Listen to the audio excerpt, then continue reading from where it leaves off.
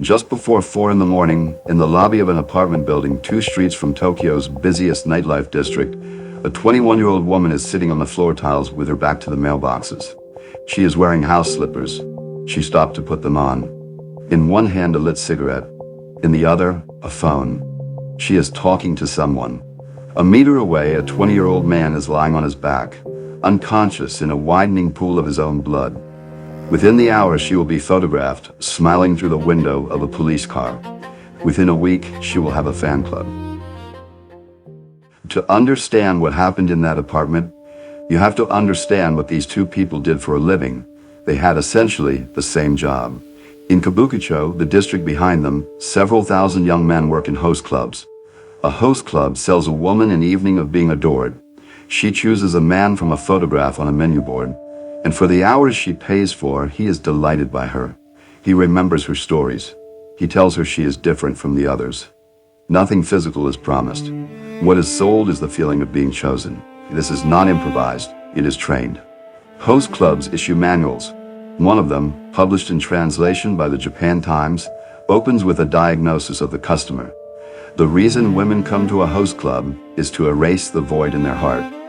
Under the heading Mind Control, it instructs, make it difficult for her to get angry with you. Praise her for not getting angry. Do not let her go to other clubs. The sequence is flattery, isolation, devaluation, and repair. Praise her, cut her off from anyone who could offer the same feeling, punish her when she stops spending, then tell her she is the one he relies on, and start again. A first-year host takes home about $800 a month. When a customer spends $50,000 on a bottle, his cut can be $20. The bottle is not the product, she is. The man on the lobby floor grew up 4 hours north of Tokyo, in a farming town in Tochigi Prefecture. He was one of 8 children. His parents gave all of them up. He was placed in a children's home. In Japan, that is close to a life sentence of its own. Britain places 72% of children in care with foster families. The United States 82%. Japan places 16%. The rest grow up in dormitories, and the dormitories release them at 18. 2 years before the law of the time considered them adults. They could not sign a lease, open a bank account, or take out a phone contract without a parent's consent, and they no longer had a parent. So they looked for the only jobs that came with a bed: construction, factories, farm work, and the night trade. He tried construction at 15. He was let go at 18 and slept outside. Then one November, he walked into a host club in a building called TOA 6 and asked for work. They gave him a bunk, hot food, a haircut, and a group of older men who called him little brother. He said later, "It was the only place I could return to. I grew up in an orphanage. The seniors at that club were my first real family, and she was a year older. She had passed her university entrance exams, then dropped out in her first year to work in a girls' bar.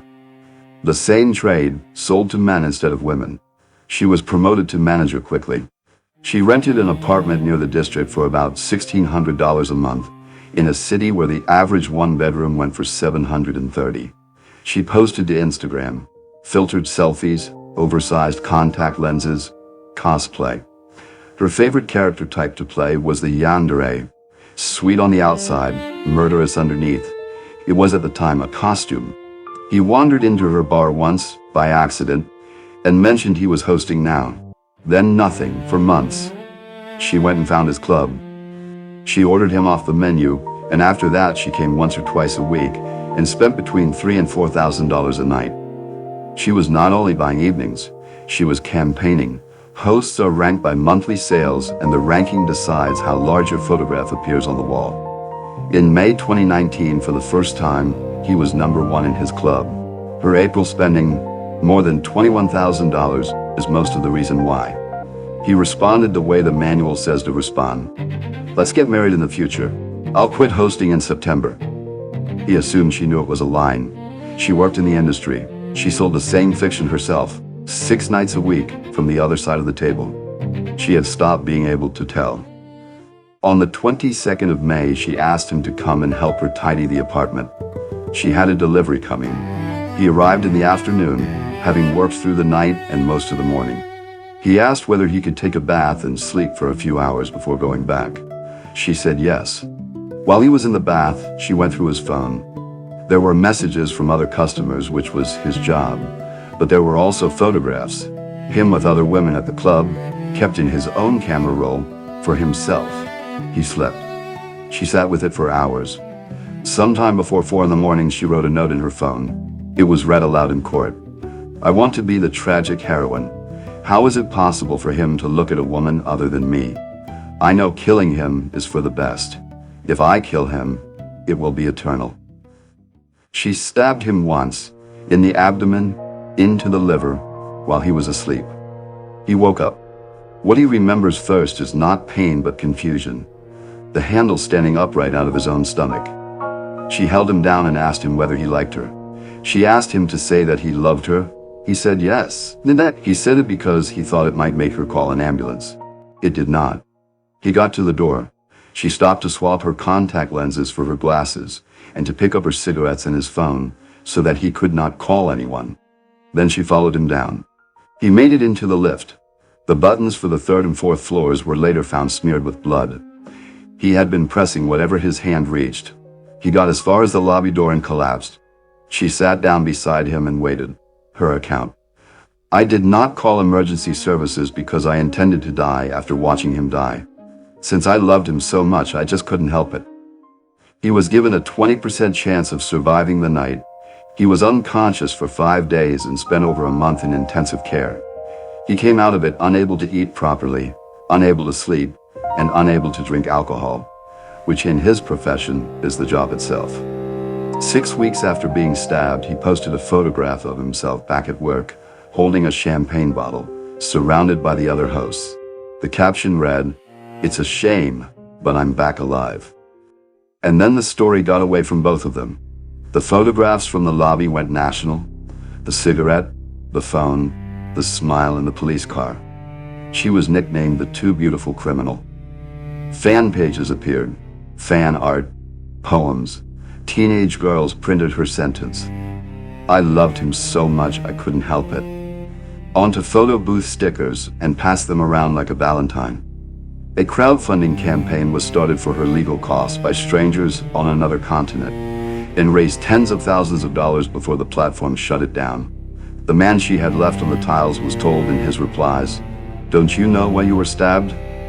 He had been in a coma for the week in which the public decided who the victim was. She had been the only one talking. On the 5th of December 2019, at Tokyo District Court, prosecutors asked for 5 years. The man she stabbed filed a petition asking for less. He told the court, "If possible, I want people to be able to lead a normal life, rather than paying for their sins."